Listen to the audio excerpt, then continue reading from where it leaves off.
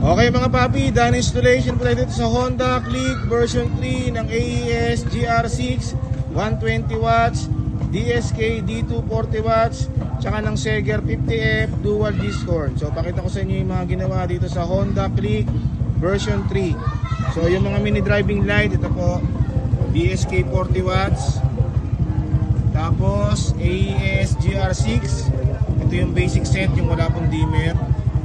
Siyempre ang ginamit natin dito ang napakatibay na RM LED bracket para sa Honda Click version 3. So nakikita nyo naman, dalawang ilaw yung nakakabit pero wala pong vibrate yan. Napakatibay po yan, RM LED brackets.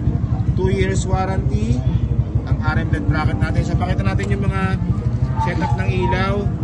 Mini driving light, DSK 40 watts, low beam nya, dilaw, high beam, puti. Sa kalsada, low beam, dilaw, high beam, puti.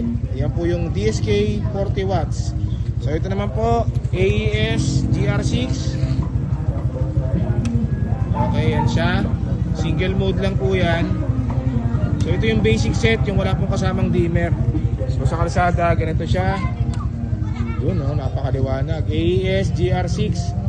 So pagkasabay ang mini driving light, low, all yellow po yung mangyayari dyan. High.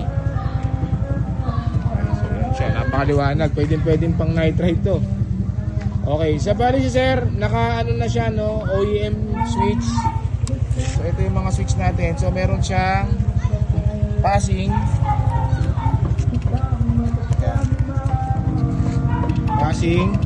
pag naka low beam mini drive, passing, high beam, passing. Okay. Sa busina, ang nakakabit po is Seger 50F dual disc horn. So wala na po yung stock horn. So pag busina, okay, isa pa. Pa-hazard nga rin ako, may hazard din to eh, hazard. Ayan. So dito yan, sa OEM switch, dito hazard switch, passing switch,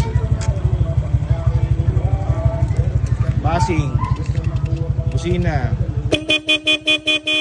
Okay mga papi, so kung gusto niyo po yung ganitong setup para sa Honda Click version 3 o kaya sa ibang motor, punta lang sila dito sa Scooteristas Online Shop. Maraming salamat po.